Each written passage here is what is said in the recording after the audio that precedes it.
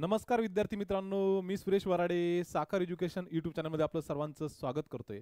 पुन्हा एकदा तुमच्या भेटीला आलोय एक रिक्रुटमेंट न्यूज घेऊन। ज्या की समजा जनरल इन्शुरन्स कंपन्या आहे भारतामध्ये 4, यामध्ये national India insurance company limited, नंतर new India insurance company limited, the oriented India insurance company limited आणि united India insurance company limited. यामध्ये मागच्या एका वर्षापासून ऑफिसरची आणि असिस्टंटची रिक्रुटमेंट चालू आहे। मागेच NICL चा रिझल्ट लागला, त्याच्यामध्ये जवळपास आपले 3 विद्यार्थी असिस्टंट म्हणून सिलेक्ट झाले। नंतर नॅशनल इन्शुरन्स कंपनी लिमिटेड याची सुद्धा काही दिवसापूर्वी एक्झाम झाली असिस्टंटची। नंतर ऑफिसर लेवलच्या सुद्धा एक्झाम झाली, OSL ची सुद्धा मागे ऑफिसर लेवलची एक्झाम झाली आणि पुन्हा एक नवीन रिक्रुटमेंट आली जी काय आहे ओरिएंटेड इंडिया इन्शुरन्स कंपनी लिमिटेडची असिस्टंटची। ऑल इंडियामध्ये जवळपास 500 वॅकन्सी निघालेले विद्यार्थी मित्रांनो आणि त्याच्यामध्ये महाराष्ट्राच्या वाट्याला सुद्धा खूप चांगल्या वॅकन्सीज आहे। आता ही ओरिएंटेड इंडिया इन्शुरन्स कंपनी खूप साऱ्या विद्यार्थ्यांना वाटत असेल की नेमकं काय आहे। ओके, तर ही GIC कंपनी आहे, जे काही समजा माणसाचा विमा सोडून जेवढा की विमा काढला जातो तो जनरल इन्शुरन्स कंपनी मार्फत काढला जातो। त्यामध्ये 4 पब्लिक सेक्टर कंपन्या येतात। मी सांगितलं तुम्हाला NICL, नंतर USL, OICL आणि NICL। ओके, तर या 4 पब्लिक सेक्टर कंपन्या आहेत, 100% सरकारी कंपन्या आहे। लक्षात ठेवा विद्यार्थी मित्रांनो, काय आहे सरकारी, पूर्णपणे सेंट्रल गव्हर्नमेंटचे 100% स्टेक याच्यामध्ये आहे। त्यामुळे तुम्ही कन्फ्यूज व्हायचं नाहीये ओरिएंटेड इन्शुरन्स कंपनी काय आहे नेमकं, तर ही काय सरकारी कंपनी आहे जनरल इन्शुरन्सची। ओके, तर जवळपास 500 वॅकन्सी ज्या आहे याच्या निघालेल्या आहे आणि हिचं हेडक्वार्टर जे आहे या कंपनीचं ते आहे दिल्ली बेस आहे। ओके, तर सर्वात जास्त वॅकन्सी जे आहे दिल्लीला आहे आणि नंबर 2 आहे महाराष्ट्राला। कुठे? महाराष्ट्राला। तर ही जी की रिक्रुटमेंट निघाली यामध्ये एज्युकेशन क्वालिफिकेशन काय लागतं, नंतर एज क्रायटेरिया काय आहे, नंतर यासाठी LPD द्यावी लागेल का, नंतर या ठिकाणी सॅलरी कशी असेल जॉब लागल्यानंतर, नंतर प्रोबेशनरी पिरियड किती महिन्याचा असेल, जे काही तुमच्या मनातील क्वेश्चन असतील त्या सगळे क्वेश्चनचे आन्सर तुम्हाला हे लेक्चर बघितल्यानंतर मिळून जातील। त्याकरता तुम्ही लेक्चर जे आहेत ते शेवटपर्यंत बघा। बघितल्यानंतर आवडल्यास नक्की लाईक करा आणि जे काही समजा इन्शुरन्सची, बँकिंगची, SSCची तयारी करणारे विद्यार्थी आहे त्यांच्यापर्यंत हा व्हिडिओ जो आहे तो शेअर करा विद्यार्थी मित्रांनो। तर चला आजचं लेक्चरला स्टार्ट करूया। आजचं जे काही ओरिएंटेड इंडिया इन्शुरन्स कंपनी आहे यामध्ये असिस्टंटच्या 500 वॅकन्सी ऑल इंडिया आणि महाराष्ट्राच्या वाट्याला 64 आहे। सर्वात जास्त दिल्लीला आहे, ओके, नंबर 2 ला आहे महाराष्ट्राला। मग यासाठी आता या वॅकन्सीज कॅटेगरी वाईज कशा आहे बघा विद्यार्थी मित्रांनो आणि इम्पॉर्टंट डेट्स कशा आहे यामध्ये सांगा। आजपासून म्हणजे 2 ऑगस्ट 2025 पासून तर 17 ऑगस्ट 2025 पर्यंत तुम्हाला अप्लाय करता येणार आहे। म्हणजे 15 दिवस तुम्हाला ऑनलाईन रजिस्ट्रेशन आधी दिलेले आहे। नंतर फीस आणि इंटिमेशन चार्जेस सबमिट करण्यासाठी सुद्धा तुम्हाला लास्ट डेट जी आहे 17 ऑगस्ट 2025 पर्यंत आहे। जे जे समजा ग्रॅज्युएट विद्यार्थी आहेत त्या सगळ्या विद्यार्थ्यांनी एक चांगली अपॉर्च्युनिटी बघून या ठिकाणी तुम्ही अप्लाय केलं पाहिजे विद्यार्थी मित्रांनो। जे काही समजा तयारी करायला लागलेले आहे, काहीच्या बॅच चालू आहे, काहीच्या बॅच संपलेल्या आहे, सर्व विद्यार्थ्यांनी हा फॉर्म भरला पाहिजे। परीक्षेची लेवल जी आहे ती खूप अवघड नसते, परीक्षा सोपी असते, हे पण लक्षात घ्या विद्यार्थी मित्रांनो। कालच IBPS क्लर्कचं नोटिफिकेशन आलं, त्याच्याबद्दल सुद्धा मी डिटेल व्हिडिओ जो आहे आपल्या YouTube चॅनलला टाकलेला आहे, क्लासमध्ये सुद्धा सांगितलेलं आहे। तो सुद्धा फॉर्म तुम्हाला सर्व विद्यार्थ्यांना भरायचा आहे। ओके, नंतर येणारी अपकमिंग परीक्षा आहे स्टेट बँक ऑफ इंडिया क्लर्कची, जवळपास 14 ते 15,000 वॅकन्सी त्याच्या येणार आहे। क्लरिकलच्या ऑफिसरच्या जवळपास 3,000 वॅकन्सी येणार आहे। याच्या व्यतिरिक्त सुद्धा अनेक वॅकन्सी या वर्षी येणार आहे। जवळपास जे की पब्लिक सेक्टर बँक आहे आणि इन्शुरन्स जे आहे या दोन्ही मिळून जवळपास 1 ते 1.25 लाख वॅकन्सी भरण्यात येणार आहे। यामुळे रेल्वेमध्ये सुद्धा जवळपास 50-55,000 वॅकन्सी भरण्यात येणार आहे। स्टाफ सिलेक्शन कमिशन मध्ये सुद्धा जवळपास या ठिकाणी 70 ते 80,000 वॅकन्सी भरण्यात येणार आहे। आणि असे मिसलेनियस जे डिपार्टमेंट आहे समजा FCI असेल, EPFO असेल, ESIC असेल, या ठिकाणी सुद्धा रिक्रुटमेंट चालूच आहे। त्यामुळे तुमच्या स्टडीची लेवल वाढवा, तुमचा टाइम जो आहे अभ्यास करण्याचा तो वाढवा आणि या ठिकाणी पोस्ट मिळवण्याचा प्रयत्न करा विद्यार्थी मित्रांनो। ओके, तर ऍप्लिकेशन चालू झालेले आहे। 2 ऑगस्ट ते 17 ऑगस्ट पर्यंत तुम्हाला अप्लाय करता येणार आहे। मग या ठिकाणी कॅटेगरी वाईज वॅकन्सीज कशा आहे मी सांगितलं। टोटल ऑल इंडियाचा विचार केला तर 500 वॅकन्सी आहे आणि महाराष्ट्राचा विचार केला तर 64 वॅकन्सीज आहे। या ठिकाणी सर्वात जास्त मी तुम्हाला सांगितलं दिल्लीमध्ये, ओके, दिल्लीमध्ये वॅकन्सी सर्वात जास्त आहे। महाराष्ट्राचा जर विचार केला तर महाराष्ट्रामध्ये वॅकन्सीज किती आहे या ठिकाणी महाराष्ट्राचा विचार केला तर महाराष्ट्राला लोकल लँग्वेज जी आहे ती आहे मराठी, मराठी कंपल्सरी पाहिजे। मग SCच्या वॅकन्सी आहे 6, नंतर एसटी चे आहे 10, नंतर ओबीसी चे आहे 23, नंतर ईडब्ल्यूएस चे आहे 4, नंतर जनरल कॅटेगरीचे आहे 21, टोटल आहे 64. नंतर या ठिकाणी व्हीआय ला वॅकन्सी आहे का? नाही. एचआय ला नाही. नंतर एलडी ला 2 वॅकन्सी आहे लोकोमोट डोकोमेट्रीला. ओके. नंतर एक्स सर्व्हिसमन जे आहे यांच्यासाठी 6 आणि डिसेबल एक्स सर्व्हिसमन जे आहे यांच्यासाठी आहे 1 वॅकन्सी विद्यार्थी मित्रांनो. ओके. तर मी फक्त इथं महाराष्ट्राचं कॅटेगरी वाईज जे आहे ते या ठिकाणी एक्सप्लेन केलेले आहे. बाकी स्टेटचे आहे, तुम्हाला इतर स्टेट मधून जर फॉर्म भरायचा असेल तर त्या स्टेटची लोकल लँग्वेज येणं तुम्हाला कंपल्सरी आहे, हे लक्षात ठेवा. ज्या स्टेटला तुम्ही अप्लाय करणार आहात त्या स्टेटची लोकल लँग्वेज, ऑफिशियल लँग्वेज ती तुम्हाला रीड करता आली पाहिजे, बोलता आली पाहिजे, नंतर समजली पाहिजे आणि लिहिता सुद्धा आली पाहिजे, तरच तुम्ही अदर स्टेट मधून अप्लाय करा. अन्यथा आपलं 10वी पर्यंत शिक्षण, समजा जेव्हा आपण महाराष्ट्रातून शिक्षण घेतो तर आपल्याला मराठी कंपल्सरी असते 10वी पर्यंत, तर महाराष्ट्रातून अप्लाय करायचं असेल तर मराठी कंपल्सरी आहे. गुजरात मधून जर अप्लाय करायचं असेल तर गुजरातची भाषा जी आहे ती कंपल्सरी तुम्हाला आलीच पाहिजे, हे लक्षात ठेवा विद्यार्थी मित्रांनो. ओके. चला पुढे बघा. आता हे झालं वॅकन्सी वाईज एक्सप्लेनेशन या ठिकाणी. नंतर या ठिकाणी एज्युकेशन क्वालिफिकेशन काय लागतं, कधीपर्यंत शिक्षण कंप्लीट पाहिजे, कधीपर्यंत एज्युकेशन आपलं झालं पाहिजे.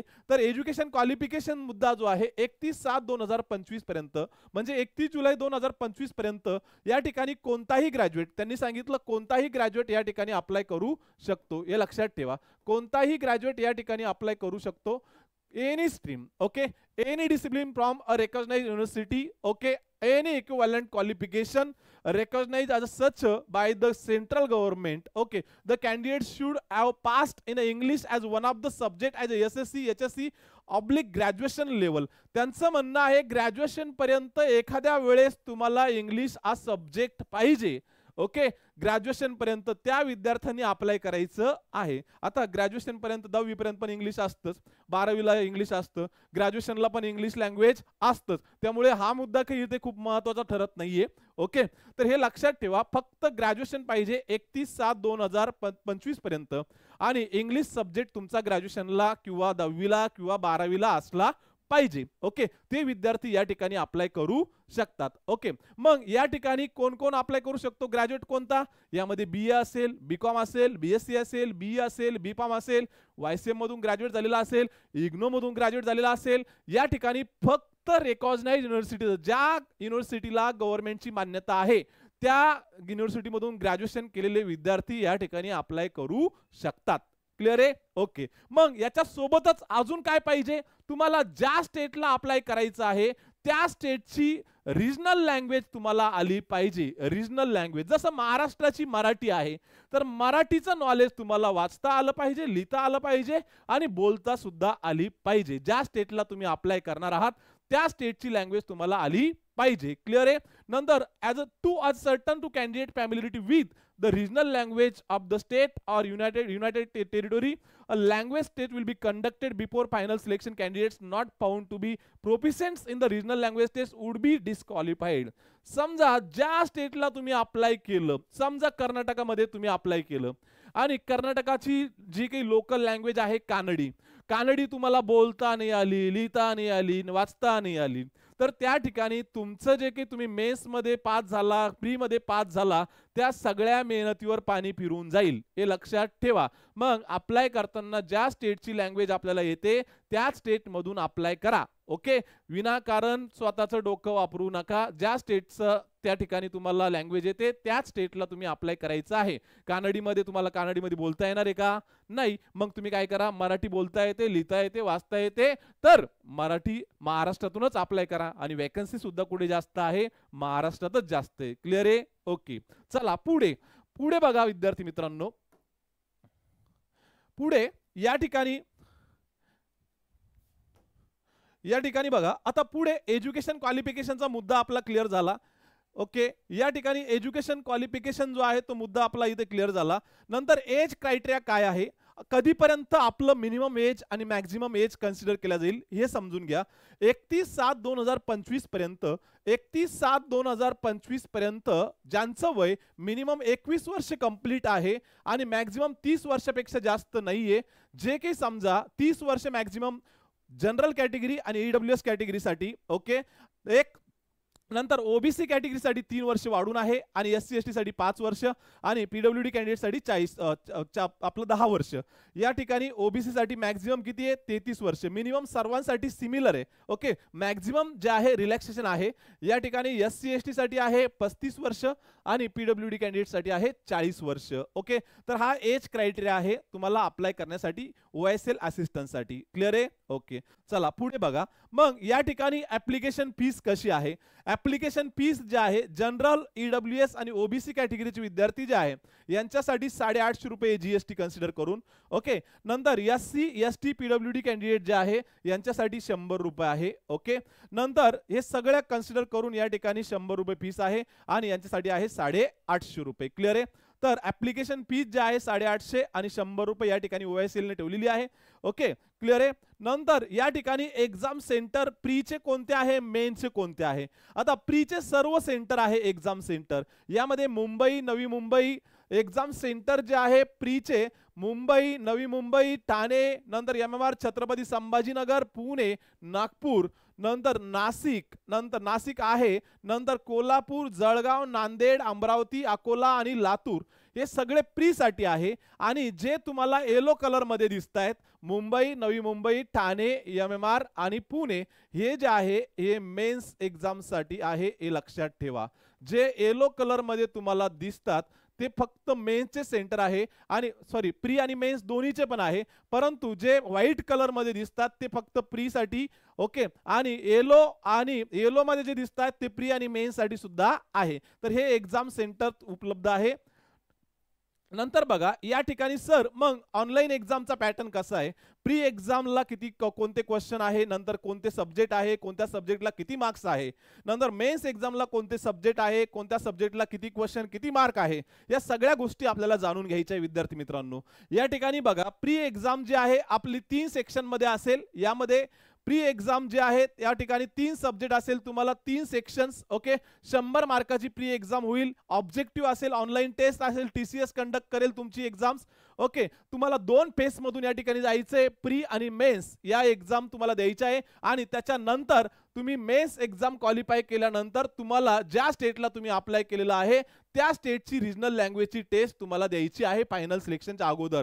ती टेस्ट तुम्हाला पास करायची आहे, त्याच्यानंतर तुमचं सिलेक्शन होणार आहे. ओके, मग या ठिकाणी प्री लेवलचा एक्झामचा पॅटर्न कसा आहे? या ठिकाणी सब्जेक्ट आहे इंग्लिश लँग्वेज. यामध्ये नंबर ऑफ क्वेश्चन 30, मार्क 30 आणि टाइम 20 मिनिट्स आणि पेपरचं माध्यम जे आहे ते इंग्लिश असेल. नंतर रिजनिंग जे आहे number of question 35, mark 35, time 20 minute आणि पेपर इंग्लिश आणि हिंदीमध्ये उपलब्ध असेल. नंतर मॅथ्स जे आहे numerical ability 35 question 35 mark, time 20 minutes आणि इंग्लिश आणि हिंदीमध्ये पेपर तुम्हाला उपलब्ध असेल. टोटलचा जर विचार केला तर 100 क्वेश्चन आणि मार्क्स 100 आणि टाइम जो आहे तो 60 मिनिट्स. ओके, आता या ठिकाणी तुम्हाला प्रत्येक सब्जेक्ट मध्ये या ठिकाणी मिनिमम मार्क्स घ्यावे लागतील हे लक्षात ठेवा आणि मॅक्झिमम मार्क्स सुद्धा तुम्हाला घ्यावे लागेल. तर हा झाला ऑनलाईन एक्झाम फेस फर्स्ट आणि प्री एक्झामचा पॅटर्न. मग मेनचा पॅटर्न कसा आहे लक्षात घ्या. मेन्स सुद्धा तेच सब्जेक्ट पुन्हा कंटिन्यू होतात, पण या ठिकाणी 2 सब्जेक्ट नवीन ऍड होतात. मेन्स एक्झामचं डिस्ट्रीब्युशन कसं केलेलं आहे? या ठिकाणी 250 मार्क असेल मेन्स एक्झामला. किती? 250.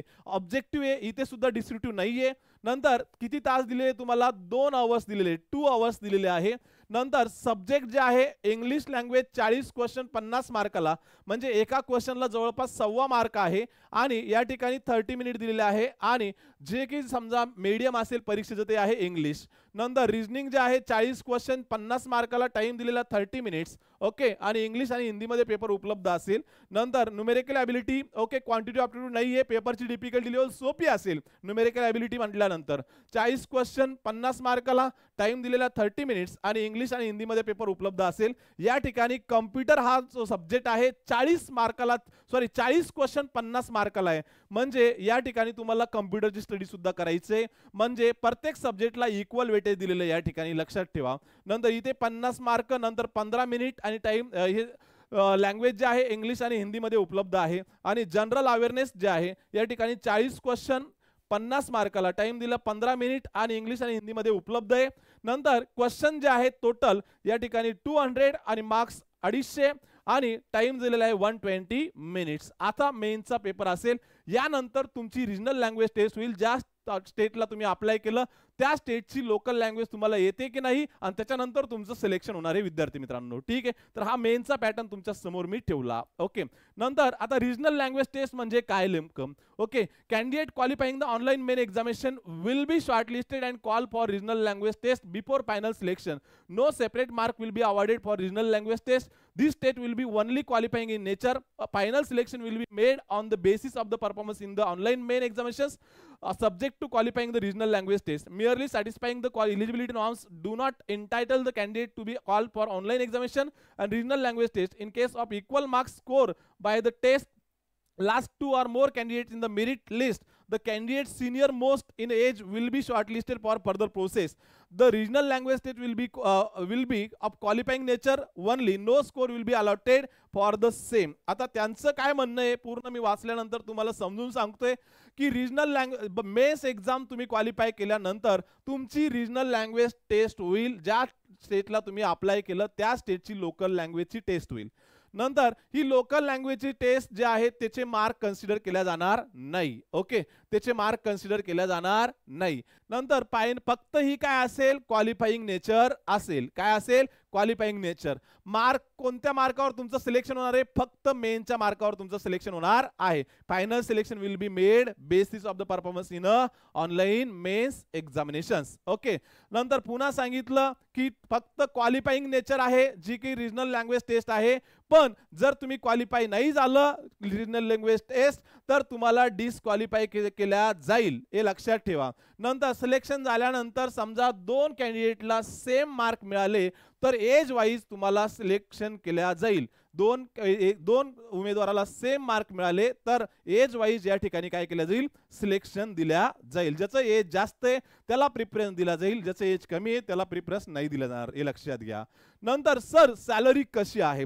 सॅलरी पण खूप चांगली विद्यार्थी मित्रांनो. Oriented India insurance company limited सरकारी जॉब आहे. या ठिकाणी सॅलरी जे आहे त्यांनी सांगितले total enrolment works out to approximately 40,000 per month in the initial stage in a metro city. सुरुवातीला 40,000 रुपये पर मंथ आणि other allowance may vary depending upon the place posting. तुमची पोस्टिंग कुठे होते त्याच्यावर डिपेंड करते.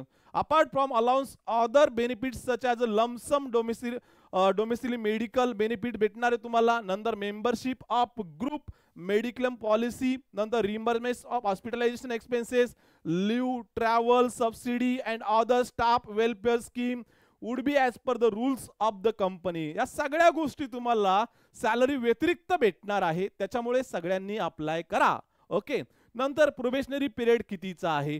प्रोबेशनरी पिरियड जो आहे तो आहे 6 महिन्याचा. 6 महिन्याचा प्रोबेशनरी पिरियड असेल जॉबला लागल्यानंतर. ओके, जॉबला लागल्यानंतर 6 महिन्याच्या आत जर तुम्ही जॉब सोडला तर तुम्हाला जो काही समजा सॅलरी असेल 6 महिन्याचा किंवा 1 महिन्याचा तो त्यांना द्यावा लागेल. आणि ट्रेनिंगचा खर्च जो आहे तो सुद्धा सांगितलेला आहे 25,000 रुपये तुम्हाला या ठिकाणी भरून द्यावं लागेल. ओके, हे लक्षात ठेवा. पण जॉब लागल्यानंतर जर तुम्हाला याच्यापेक्षा चांगली बेटर ऑपॉर्च्युनिटी भेटली तर काही हरकत नाही सोडायला. परंतु जॉब लागला नाही, याच्यापेक्षा बेटर ऑपॉर्च्युनिटी भेटलीच नाही तर कशाला तुम्ही जॉब सोडणार हे लक्षात घ्या विद्यार्थी मित्रांनो. ओके, याच्यापेक्षा जर जॉब ऑपॉर्च्युनिटी चांगली आहे, याच्यापेक्षा डबल पगार आहे तर सोडायला काय हरकत आहे. जाऊ द्या थोडंफार 2-4 पैसे काय हरकत आहे.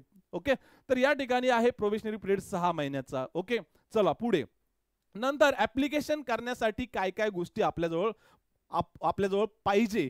या ठिकाणी ऍप्लिकेशन करण्यासाठी आपल्याला आपलं एज्युकेशन क्वालिफिकेशन डिटेल माहिती पाहिजे.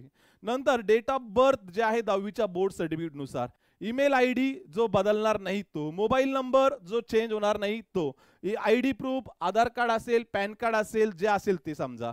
ओके, नंतर आपला जो काही लेटेस्ट फोटोग्राफ आहे 20 KB ते 50 KBच्या दरम्यान, सिग्नेचर 10 KB ते 20 KBच्या दरम्यान, लेफ्ट थंब इम्प्रेशन डावा निशाणी डावा अंगठा हे सुद्धा इथे लागतं. आणि हँड रिटन डिक्लेरेशन 50 KB ते 100 KBच्या स्वतःच्या हँडरायटिंग मध्ये तुम्हाला लिहायचे.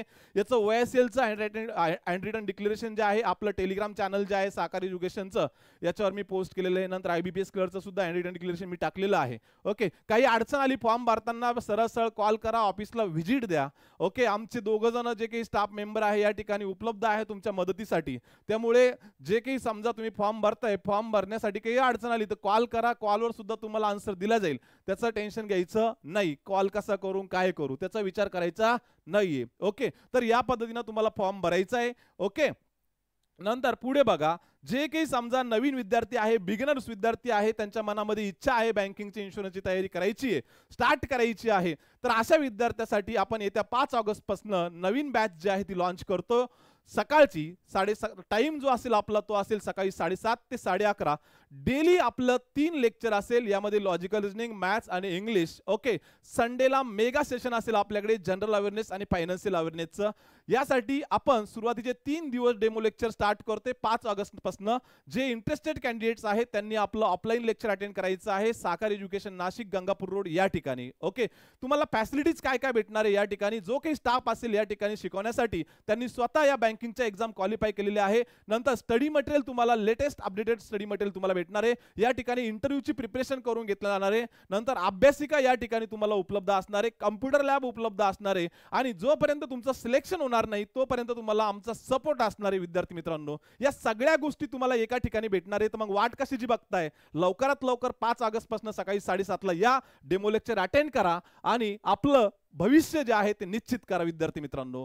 ठीक आहे, चला पुढे. या ठिकाणी जे काही समजा नवीन विद्यार्थी असेल आपल्या YouTube चॅनलला, त्यांनी अजून सुद्धा आपलं चॅनल सबस्क्राईब केलेलं नाहीये, त्या सर्व विद्यार्थ्यांनी आपलं बेल आयकॉन वाजवा आणि आपलं YouTube चॅनल जे आहे ते सबस्क्राईब करा, इथून पुढचे नोटिफिकेशन तुम्हाला बघण्यासाठी. क्लिअर आहे? चला पुढे. नंतर जे काही समजा विद्यार्थी आपला युट्यूबला आहे परंतु टेलिग्राम चॅनलला अजून जॉईन झालेले नाहीये, त्यांनी आपलं टेलिग्राम चॅनल जे आहे ते जॉईन करायचंय, साकार एज्युकेशन नाशिक टाकायचंय किंवा या QR कोडला तुम्ही स्कॅन केलं तरी सुद्धा तुम्ही जॉईन होऊन जाल विद्यार्थी मित्रांनो. ओके, चला पुढे. नंतर आपलं इंस्टाग्रामचं पेज आहे, याच्यावर आपण इन्फोग्राफिकच्या मार्फत किंवा रील मार्फत विद्यार्थ्यांना रिक्रुटमेंट रिलेटेड असेल, क्वेश्चन रिलेटेड असेल, इन्फॉर्मेशन टाकत असतो. त्याकरता तुम्ही आमचं इंस्टाग्रामचं पेज जे आहे ते काय करायचंय, फॉलो करायचे. आणि व्हॉट्सअप ग्रुप आहे मुलांचे मुलींचे वेगळे वेगळे, याच्यावर आम्ही डेली PDF टाकत असतो. नंतर जनरल अवेअरनेसचे क्वेश्चन टाकत असतो, नंतर एक्झामचं अनालिसिस टाकत असतो. सगळ्या गोष्टी याच्यावर आम्ही पोस्ट करत असतो विद्यार्थी मित्रांनो, कॉम्पिटिटिव्ह एक्झाम रिलेटेड. त्याकरता या नंबरला तुमचं नाव आणि मोबाईल नंबर हे तुम्हाला टाकायचं आहे, प्लेस टाकायचं आहे, मेसेज करायचा आहे. तुम्हाला पुढच्या काही तासामध्ये तुम्हाला त्या ग्रुपमध्ये ऍड केलं जाईल आणि तुम्हाला इन्फॉर्मेशन भेटत जाईल विद्यार्थी मित्रांनो. ओके, चला विद्यार्थी मित्रांनो पुढे. जे काही विद्यार्थ्यांनी शेवटपर्यंत लेक्चर बघितलं त्याबद्दल त्यांचं धन्यवाद. चला पुन्हा भेटूया पुढच्या व्हिडिओमध्ये, तोपर्यंत बाय, धन्यवाद.